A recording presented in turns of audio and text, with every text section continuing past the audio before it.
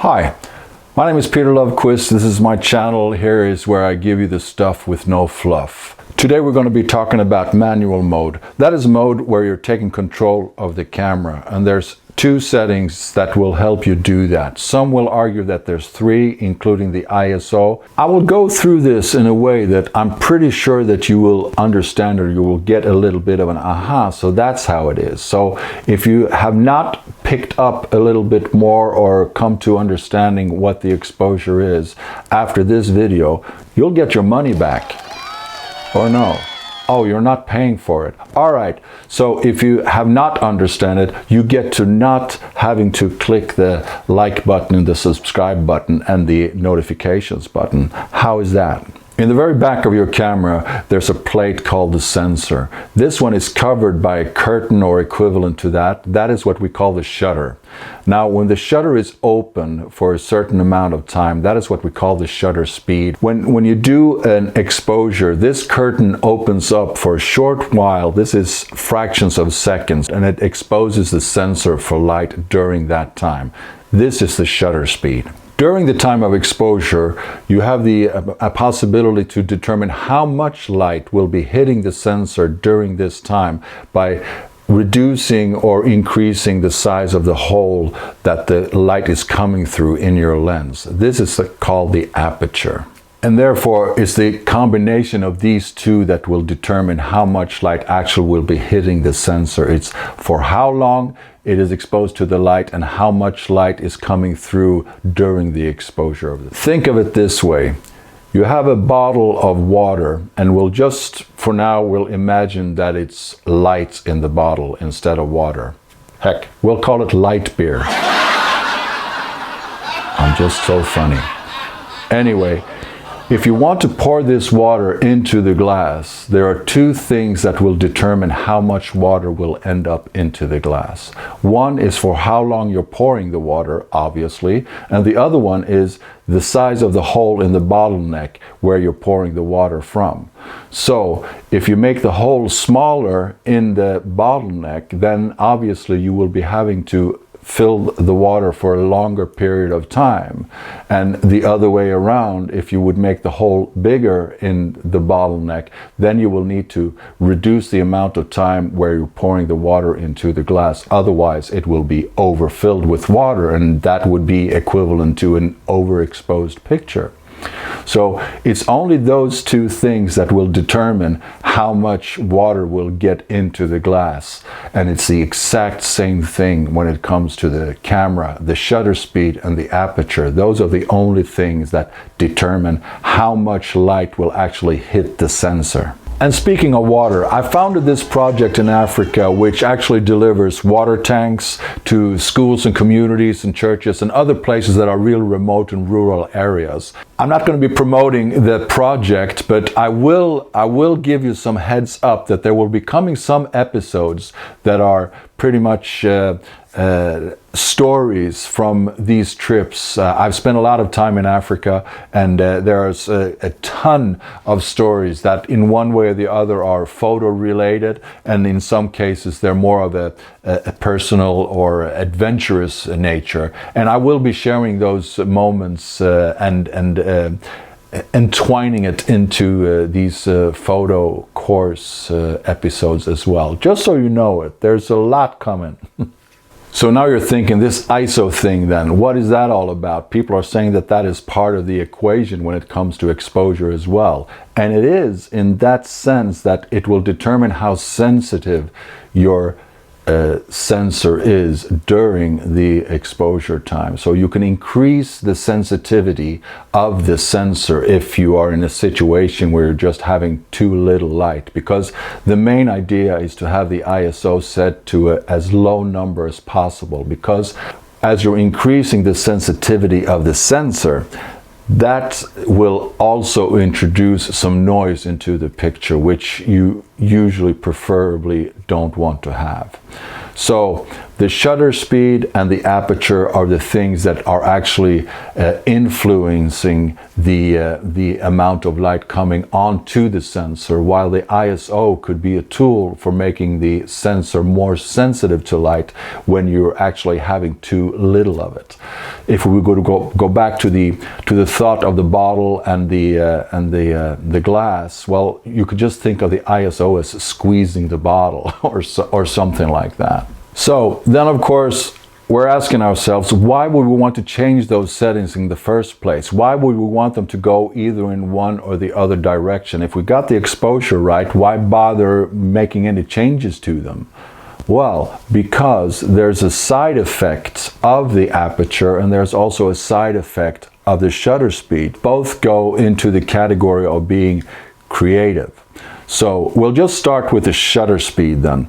With the shutter speed, when the curtain is open and the light is coming into the sensor, everything that is happening while this shutter is open is going to be recorded by the sensor. So if you have a slightly long shutter speed, and now we're still talking about fractions of seconds, say 1/30th of a second or something like that, and you're moving your hand across from one side to the other during this time, you will have a bit of a motion blur of your hand passing through the picture. And that obviously goes for cars or waterfalls or whatever you might be taking pictures of that is moving during the time that the shutter is open will be recorded.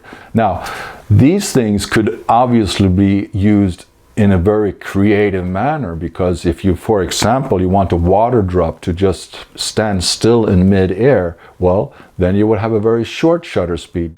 If you add on just slightly to the shutter speed, then meaning that you will have the shutter open for slightly longer, then you will have a little line of where the drop is moving in the air. When you have a goal of your picture and your light is not enough for such a goal, then you need to do some other adjustments in order to compensate for the lack of light.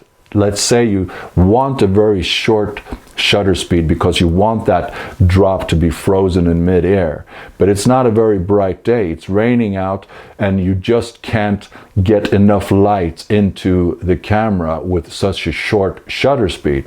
This is where the aperture comes in. If you open up the hole then in the camera and more light is coming in during this very short period of time, then you have some chance of getting a better exposed picture. On the other hand, sometimes the light will still not be enough, and that is when you use the ISO. That's when you make the sensor more sensitive to light. If you don't have any other outer ways to add light to the scenery, then that's where the ISO comes into the picture. There is also the opposite of this, and that is when you actually have too much light. Let's say that you want a waterfall and you want it to be this kind of Milky Way. You need a pretty long shutter speed then. And it could actually come to that point where you go down as far as you want to go with the aperture, making the hole really small, and you still having too much light to have that long exposure time. The picture will just come out too bright, or in some case it'll just be all white because you're just having this sensor exposed to light for too long of a time. There you will have an ND filter that you can put onto the camera, making it darker and therefore giving you a reduced amount of light. But all those add-ons and accessories I will be talking about in a different episode of this series. We will be going through pretty much everything as we go. But today we're talking about the aperture and the shutter speed and what effects they do have on your picture. So when you're changing the aperture, meaning the hole that is letting in lights into the camera, you're affecting the depth of field. That is, the depth of field is the amount that is in focus.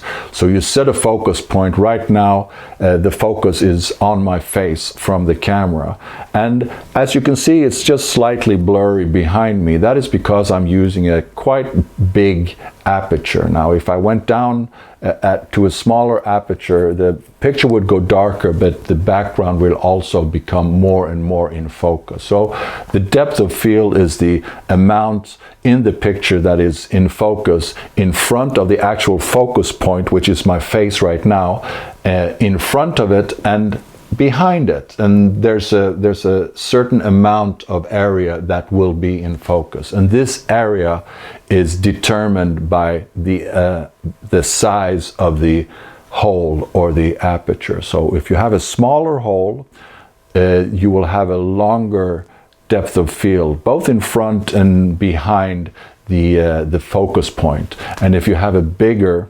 hole or bigger aperture, then you will have a shorter depth of field. Why on earth do they make it so complicated? I mean, if you have a number of 500, that would seem less than 1000. But notice that there's this little 1 in head of the number, which determines that it's a fraction. So a fraction is a piece of. So 1/500th of a second is actually a longer time than 1,000 of a second. And it's the same thing with the aperture, actually. It's fractions or pieces of a whole, if you allow me to express it like that. So if you have aperture 22, that's, let's say, a 22th of the whole circle to begin with. If you change the shutter speed to a shorter speed, opening up the aperture in the same amount of steps will actually maintain the exact same exposure. If you're making the shutter speed shorter with 1 click, then you make the aperture bigger with 1 click, you're maintaining the exact same exposure. So let's say you're taking a portrait, for example, then your priority will most certainly be the aperture and the depth of field, because you don't want attention taken from the person you're taking the portrait of by too much of a detailed background. You want it to go blurry. You want it to be more just like a background. It's there, it's giving some patterns, but you don't really want any detail in it, and you want the model to stand out from that background. So your priority then will be the aperture and the depth of field. You start off, you have the exposure right, you take a picture, but you're still feeling that, I want it a bit more blurry. All right, so it's easy. You got the exposure right already, the amount of light on the picture. Well, then you just go 3 clicks, making the aperture bigger, and then you go to the shutter speed and you do 3 clicks, making the shutter speed 3 steps shorter. You still got the same amount of light onto the picture then, but you will actually have increased the blurriness, but you have maintained the amount of light and therefore the exposure of the picture.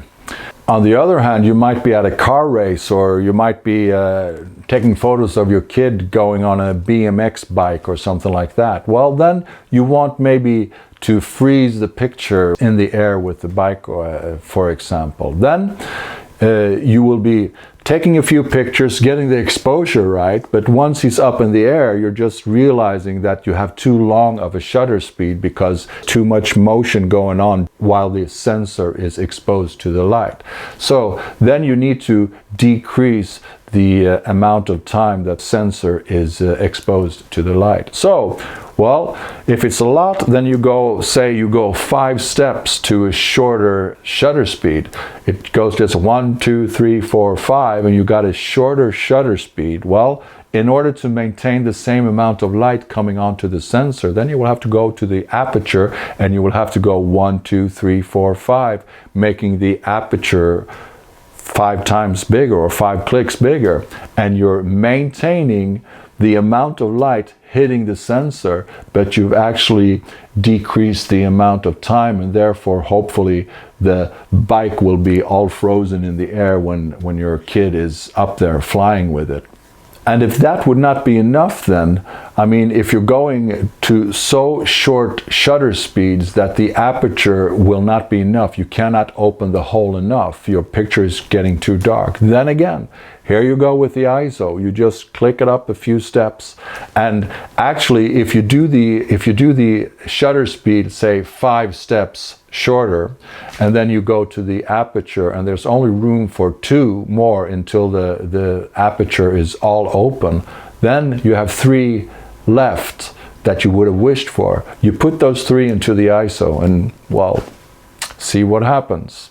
It's actually quite brilliant when you're thinking of it that way. So what is a little bit hard in the beginning to understand is that the exposure is made up out of the shutter speed and the aperture. They do have the side effects of how things are moving or looking on the picture, and that is what makes it both fun and difficult to do photography, because you are in one way almost always kind of limited.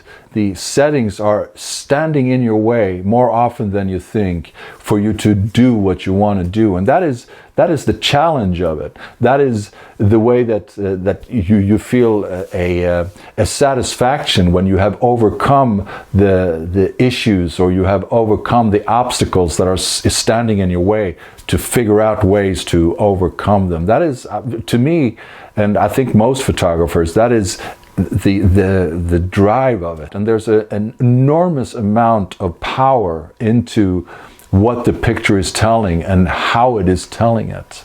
So now, as we have gone through the manual mode, actually understanding what these the shutter speed and the aperture does for you, and the ISO also, then in one way or the other, then of course, what are all the other options for on that dial or on that camera? I'll give you a little hint. Those are extremely efficient. I will be bound to say that I am personally using those middle ways far more than I'm using the actual manual mode, because I usually have my priorities already clear. I know what I want from the picture, so I'm taking command of only the parts that I need to take command of, and I'm just letting the camera do the rest. And once I do understand the aperture and the shutter speed and what they're doing, I can decide much more what it is I want from the picture, and I'll just let the camera do the rest. So next episode will be about that, and you will understand that those settings are extremely powerful, and those are a savior in many cases. So don't miss it.